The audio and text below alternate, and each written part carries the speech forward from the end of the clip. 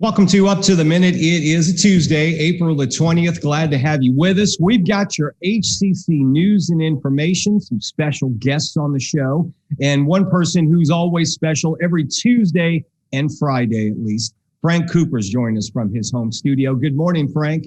You're too kind, boss man. You're way too kind. Good morning to you. How you doing? I'm good. It's good for a Tuesday. Beautiful day outside. I don't know if you've been out yet, but it is just incredible out there. A little bit chilly, but very, very nice.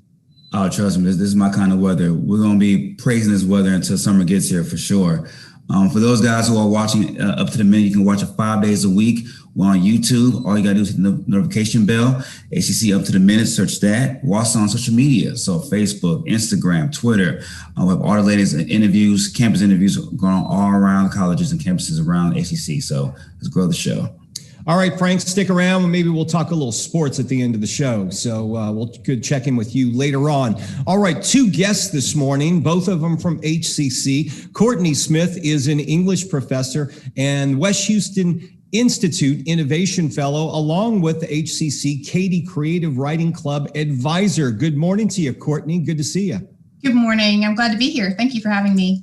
We're looking forward to learning more about the Creative Writing Club and all the things you got going on out there. Stick around. We'll check in with you in a few minutes. But right now, it's a bittersweet moment as we're saying good morning to and also bidding farewell to Dr. Melissa Gonzalez. She is the outgoing president at HCC Southeast College. Good morning to you, Dr. Gonzalez. Good morning, everyone. I'm so excited to be here. Thank you, Todd, for taking the time to just chat with me again. Welcome. Thank you, everyone. Thank you so much. Yeah, it's hard saying goodbye. You've done some great work while you've been here at HCC. Let's talk about some of the things before we get to your new role and where you're going to be going. We'll talk about that shortly. But let's talk about what you've been doing. You started with HCC, I believe, in 2017. You served as the chief of staff for the chancellor. Then you moved on out to the Southeast College as the president since 2019. Being out there, what would be one of the things at the top of your list that you're most proud of? I really loved going back to the campus and really engaging with students and the community. We didn't do much of that at the chancellor's office. It was so really talking to the students, being out there in the community, doing great things in the community. One of the first things that we did was there, and I did get on your show one time, Todd, to talk about our One and Done program, which is a quick 16-week program. You get a level 1 certificate. I mean, that's one of the best things, and it came out from the conversations with the community. So that's one of the highlights, and of course, bringing the first honors college at Southeast College 2 years ago was also a highlight because I felt it was necessary to have that option for our students in the community for them to have an honors college there at the campus. So that's also, I mean, there's so many things. And again, I just cannot forget that one of the highlights also was having our late night evening welding classes at 10 o'clock at night to 1 o'clock. Those are a highlight. That was pre-COVID. We plan to bring those on again once we get out of this COVID situation. It was in demand.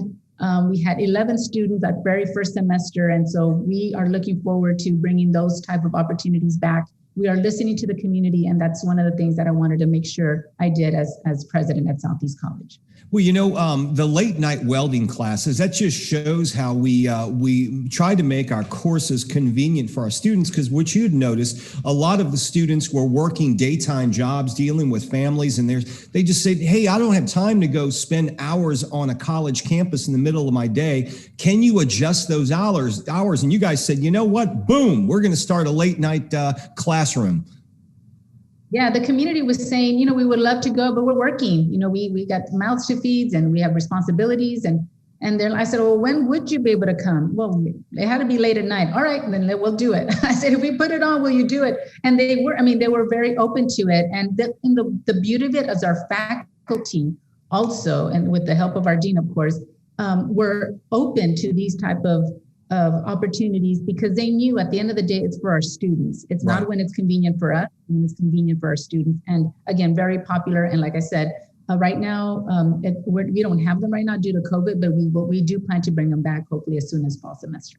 And, there was also a recent announcement about a very exciting thing happening out at the Fraga campus, bringing the Engineering Academy out there to the Southeast College. Yeah, so I did talk about some of the things we already done now, things that just happened right now. Just recently, we were approved for a Engineering Academy at the Fraga campus. We have one very similar at the Katy campus. I felt that it was necessary to bring these opportunities to the East End, and students will be able to get their engineering degree starting at the Fraga campus, taking engineering classes from UH professors at the campus, and then making the smooth transition to a U of H once they're done with their associate degree at HCC. So again, less money, great opportunities, and students are dual enrolled. There'll be UH students and HCC students at the same time, saving money and time, and of course, the access to, the UH engineering program is an awesome. Happy we're making this happen. This will happen in the fall semester. We're promoting this program right now as we speak. And let's talk about the weekend college, because I understand that's going to be expanding to the east side as well.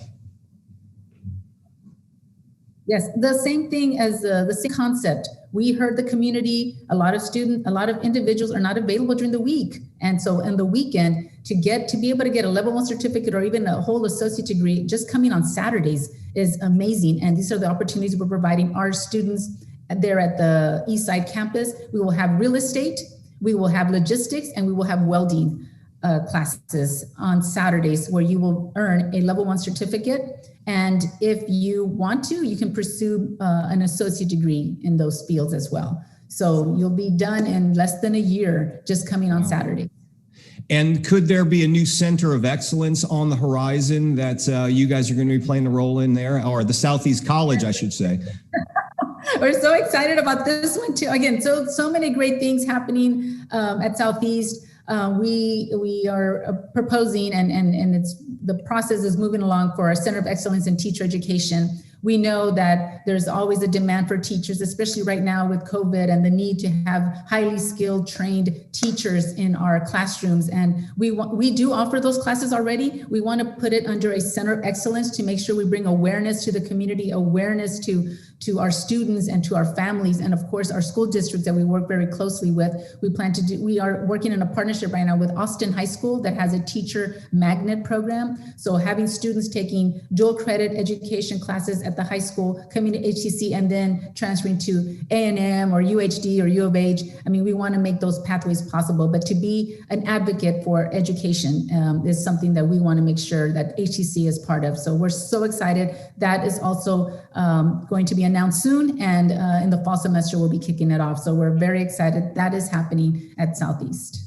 And Dr. Gonzalez, I know when I first met you and we had a chance to work together when I worked with the Chancellor's office, you had shared your story at a commencement graduation, and maybe real briefly you can recap some of that, because from what I understand, listening to your story, you were a first in your family to go the lengths to college and to rise to getting a doctorate. Yes. So it started out as, I see myself in a lot of the individuals that we serve, being the first time in college, having parents who, not that they don't want their kids educated, but they just don't understand the whole process. So the idea was to, always find ways to do better. And my parents decided to get their GED. And so that kind of what sparked the love of education and the love for their kids to do better than them. And so that's kind of how it started. My parents got their GED, and I was wanting, and I saw that how education changes lives. And so I was able to go to school through, a lot of scholarships and grants, and I was able to, continue on. And it was all because of, my dad, one person making a difference in choosing to get a GED instead of working in the fields or in migrant farm work. So it was a dramatic decision making at that time, and thank God that he did. And so I'm very grateful for my parents making that decision. And now, being now the president of Southeast, and as we'll be talking about that, I'll be the president of Lone Star College Kingwood starting June 1st. And those opportunities are based because of the education foundation that my parents placed in us. It's an incredible story, and so many accomplishments at HCC Southeast. We know you're going to have the best of luck. We wish you the best of luck out there. We know you're going to do a great job, and we wish you the best of luck in your new role as the president of Lone Star College Kingwood. Now, real briefly, didn't you come from Lone Star College at one point? You'd work for them? Yes, I was working. I worked for them for close to 5 years. Close to 4 to 5 years.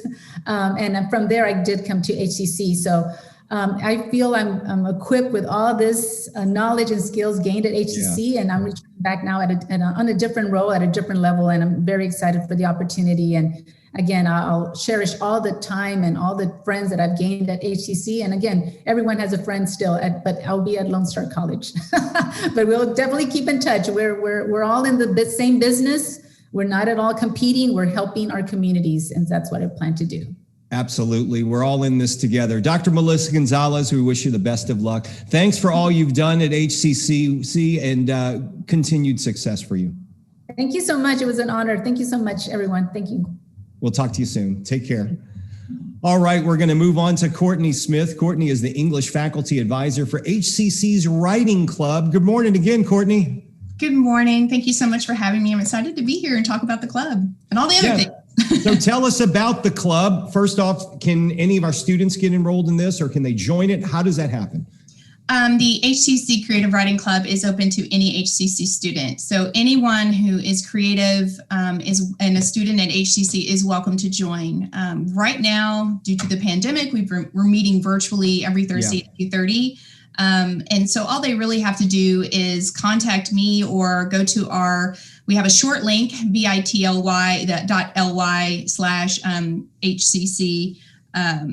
Writing Club. I'm stumbling a little bit, but it's very easy to join. All you have to do is look us up or email me, and you're essentially in. We have songwriters, we have poets, we have fiction writers, we have people who are just there to feel accepted and heard. And it's just really for you if you're creative or interested in becoming more creative. Well, it's funny. Writing has always been a double-edged blade for me, because I couldn't stand it, but I did it for a living, and it just kept reappearing in my life, And I always say to the kids that come in and work for us at HCC today, HCCTV, I tell them, we could all use your technical skills, but what we really need for anything is somebody be a good writer when you get into here, because that is just a skill that you have to have, no matter whether it seems like, in my opinion, whether you're an engineer, a doctor, or you're gonna maybe be a plumber. Being a good writer is just it's just an incredible skill to have, and I imagine creative writing is going to help you build that. Well, creative writing, it's not only that helps you with your communication. I strongly feel that one of the things that the workforce is looking for now is innovative thinkers. And what creative writing does is it shows you ways to find those intersections of creativity. So you not only are more creative, you're also better at expressing it. And so it really is for everybody, no matter what your background or where you're starting from or what your goal is, it's only going to help you. Absolutely. And you guys also have open mic nights and a talent show as well. Tell us how that works. So this year we did it virtually. We've also done it in person, but essentially a talent show would be open to, again, any HCC student, and you get to showcase your talent. We end up giving away prizes, first, second, and third place. Usually it's a gift card for $100 or more, or prizes. And we ask that people just show us your talent within the parameters of a certain time frame. This year, I believe one of our winners was actually a singer. And so whatever your creative talent might be, and we've done that multiple times. And we hope to do it again, hopefully in person next year. So keep your eye out for that. And you also have visiting writers and speakers that come to talk with the students? Oh, absolutely. Yes. This year we had Deep, who is a former poet laureate and spoken word performer, was second female spoken word performer in the world. She came and spoke with us. They are also a benefit of being in the club is that these visiting writers give us one-on-one workshops with just the club in a small, intimate setting, and we get to get their feedback on our writing. We also have one coming up this Friday at 7 p.m. Miranda Ramirez, she's a local editor of Defunct Magazine, and she'll be reading for us this Friday at 7 p.m. So I'm hoping people will show up for that as well. And you guys are available on Twitter and Instagram. Just to let you know, if you're interested in following them, we're going to put the links or their handles in the social media post for the show. You guys have a magazine called HTX Lit. Tell us about that. Are you in production right now? Where does that stand? Yes. So actually that's for the creative writing class that I teach. It's an online class, and the students have a group project, and different students get broken up into different teams, editorial teams, where they all contribute, and it's their work in the magazine. We have 2 issues up, HTX Lit Volume 1 and Volume 2, and Volume 3 is coming out at the end of the semester. The hope and the vision is that this will eventually become a magazine that's open to the entire college, not just the class. And that is actually in the works, hopefully, and will be coming our way very soon. But right now it is limited to the creative writing class, and the club gets in on it a little bit as well. But again, it's going to be another place where we can showcase the voices of our wonderful creative students, who can also produce perhaps hopefully a print version as well in the near future. With the advent of COVID, what does this summer look like for you and your teaching? Are you going to be heading back to the classrooms? And are you looking forward to that as well? Well, this summer I'm going to be doing our online on a schedule as well as a fully online, just the English 1301, which is also a wonderful class. Everybody, again, back to that point about everyone needs to be a good writer. We all need that class. So I'll be teaching that in the summer, but I'm returning to campus for those face-to-face classes in the fall, including another section of English 2307, the Introduction to Creative Writing. So I'm hoping people will be interested in signing up for that as well. So we meet sporadically. The club meets sporadically over the summer. So again, if you're interested in getting involved, you can get involved at any time, and we'll be reinstituting it in the fall. Again, hopefully they'll be in person, and we might also continue the virtual aspect as well. Cool. All right. This virtual thing, I don't think is going away. It's always going to play a role, and I guess supplement what we're doing in the classrooms as well. Is that the way you're thinking? I do. I think that cat is out of the bag, as it were, and it's not going to go in anytime soon. There's such great, tremendous benefits, the accessibility, the convenience. I don't have to sit in traffic. And so there's some wonderful, right? There's some wonderful aspects to it. Whereas on one hand, anyone from any campus can get together at a particular time. And I do think we can leverage that to our advantage. At the same time, there's nothing like that face-to-face, in-person interaction, especially for teaching. So you gain something, you lose something in both situations. I'm going to have to drive and park, but I do get to interact with my students and have that real time, no lag time, no internet issues, right? But then at the same time, on the virtual, the convenience, I don't think it's going anywhere. And I expect that we'll also hopefully have more meetings this way. Right. Yeah, that's what I'm hearing. It's going to be the norm of having meetings. Don't have to, you go to your office, but you don't leave your office all day, Right. So there you go. Courtney Smith with HCC's Creative Writing Club. Folks, classes are enrolling. You want to take one of Courtney's classes? Well, now's the time to enroll. Go to hccs.edu/now to enroll and register. And we'll have all the information on the Creative Writing Club in the social media post for the show. Thanks, Courtney. Thanks for being here. Thank you so much. That was such a pleasure. I'll come back anytime. Thank you. All right. We're going to move on to Frank Cooper joining us. Frank, we got a few things going on. Preparation for the PEP. This is for our faculty and staff. Absolutely. So the Value of Performance Management is planning a progress checks. So Rodney, Nathan, Interim Director of Talent Relations, will discuss how it is more than the form. It's action by employees and supervisors. So that will be 11:30 a.m. Wednesday, April 21st. So for the link for that, check the link after our show to register.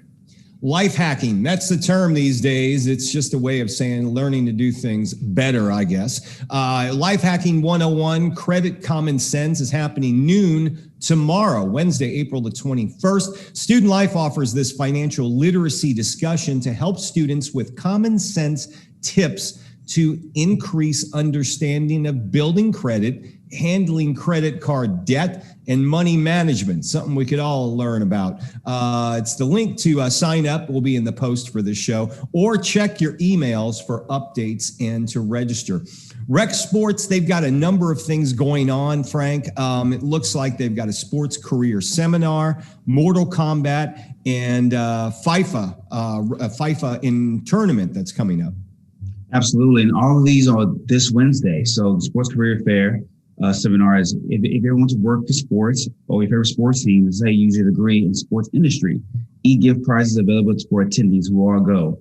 Mortal Kombat tournament is also this Wednesday at noon, April 21st. The tournament is open to all enrolled students.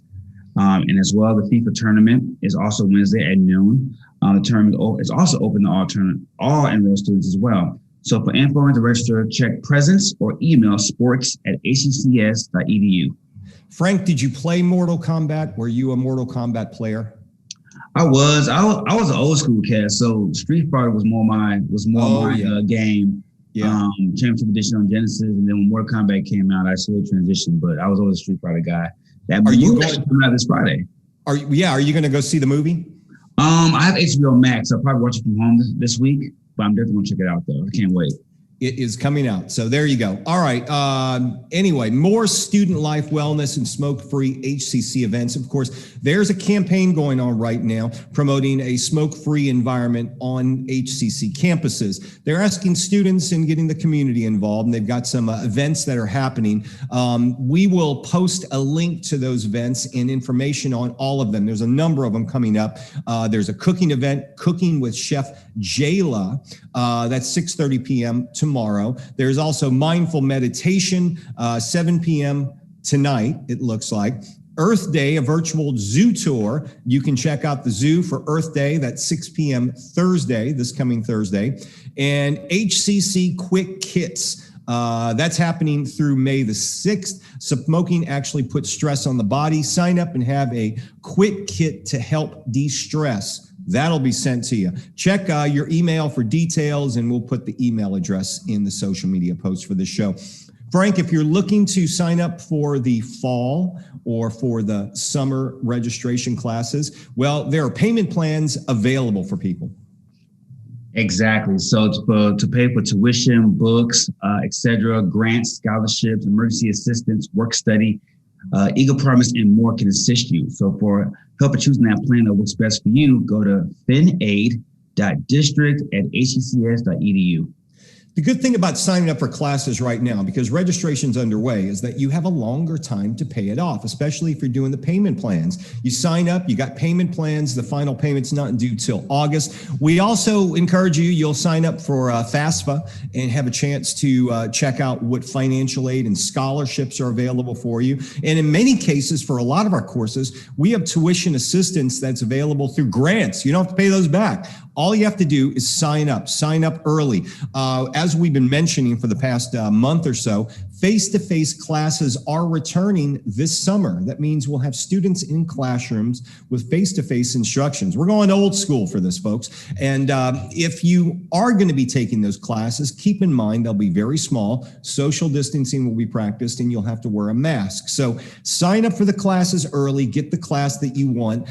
We do have some online availabilities. There's some hybrid availabilities. There's 5 of them altogether. Check them out on this website, hccs.edu/now. That's where you go for all your registration needs. So Frank, tomorrow on the show, we've got some special guests. Absolutely. So the doc on the run, Chris Segler from the West Coast, will join us again as our regular fitness guest. He will talk about training for hiking trips, even those in high altitudes. Yeah, and if you're going to go trail running, I've got some tips for you, especially if you trail run in Houston.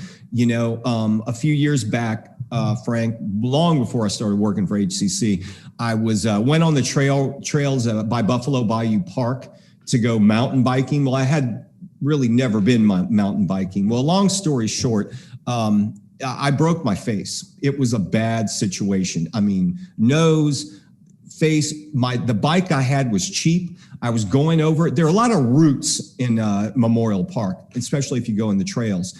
And I hit one of those roots. The bike broke in half. All I remember is seeing the tire go this way and the handlebars with me go that way. Next thing you know, face plant, and it wasn't a good scene. Oh my goodness, man. Well, I'm glad you're okay. That could have been a lot worse. It could have been. I could have broke my neck. Yeah, I mean, a lot of things could have happened, you know. But yeah, that teaches you. What I learned out of the whole thing is don't buy cheap bikes. The $100 Target bikes, you don't want to take them mountain biking with. That just wasn't a good idea. It was so crazy. I had no idea bikes are so expensive. I know last year I was trying to buy a bike for the pandemic, so I couldn't go to the gyms.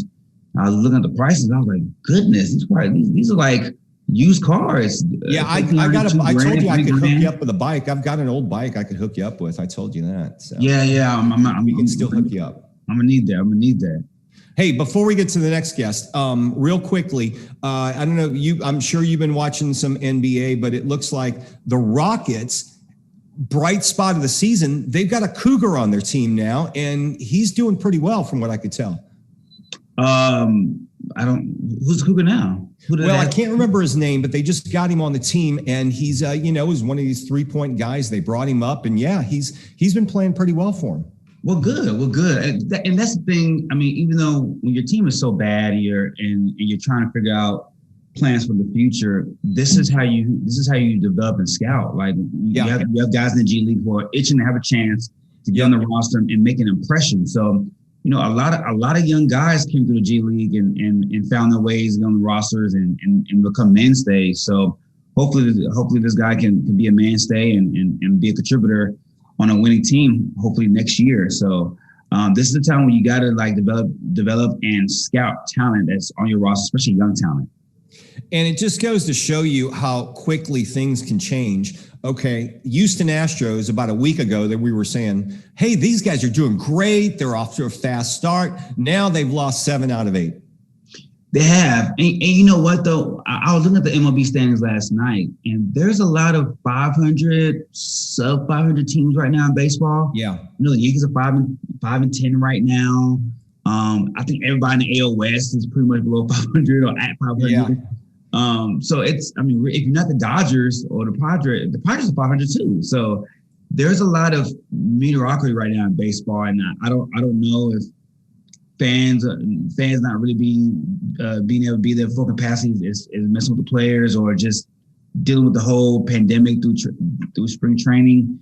But there's a lot of 500 baseball going on right now. But the good thing is, everybody's for the most part struggling right now. So yeah, if they can get their act together and just stay with it, the AL West is going to be wide open all year long. Like yeah, well, all they need is a good run, put them back on track, and it's 62 game season, so it's a long season, folks. All right. We'll talk some sports later on Friday. Later in the week, we've also got Houston Museum of Natural Science. They'll be back on the show talking about Earth Day. That's coming up. I know that's one of our favorite days of the year. Get out there and enjoy it. All right, Frank, we'll see you back on Friday. Yes, sir. It's always a pleasure.